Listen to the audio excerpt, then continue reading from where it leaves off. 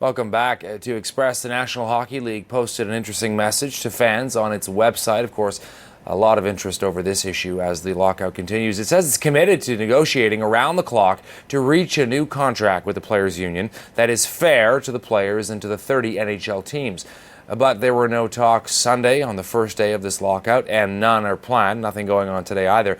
The league could start to announce this week the cancellation of the first preseason exhibition games. Few Canadians, of course, will be as devastated by the lockout as hockey bloggers. We've put together a little panel of these devoted fans. Sean McIndoe is the man behind GoesBrown.com. He joins us in Ottawa. And in Calgary, we've got Jeff Stevenson of WinnipegWhiteout.com. So, guys, first off, let's start with you in Ottawa. What are we going to do? What are you going to do with yourselves without hockey? What's going to happen? Yeah, I think a lot of us aren't too sure. I think you're going to see a variety. You're going to see some bloggers are going to cover the CBA and they're going to cover the lockout in the way that bloggers do, which is to say there'll be some original reporting and then a lot of analysis and argument and debate and all of that fun stuff. Others will go and cover other leagues. They'll cover Europe, they'll cover the juniors or college or the minor leagues.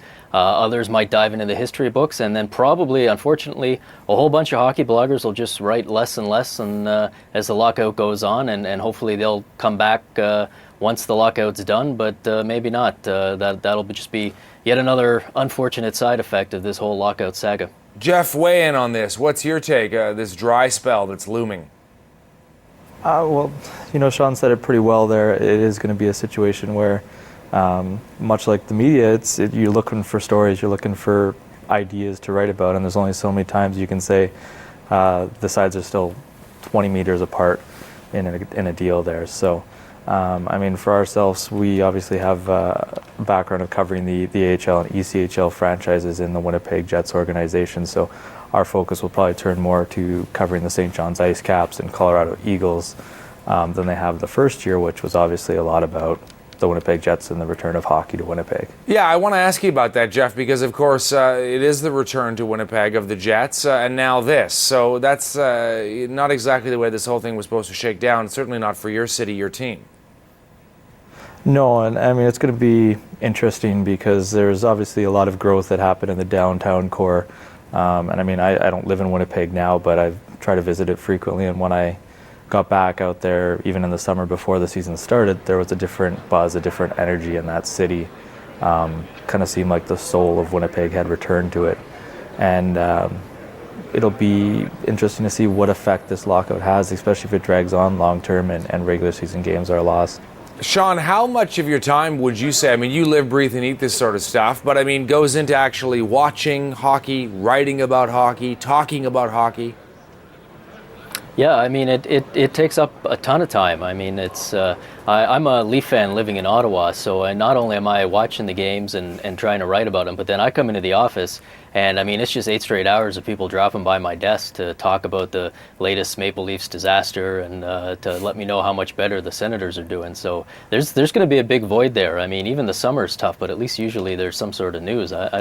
By October or November, I'm not sure what we're going to be talking about. Okay, so this is interesting, guys, because we've got you, Sean. You are a Leafs fan, but you're living in Ottawa. And then we got you, Jeff. You're covering the Jets, but you're living in Calgary. So what's wrong with the Senators for you, Sean, and what's wrong with the Flames for you, Jeff? Let's start with you, Jeff. Go ahead.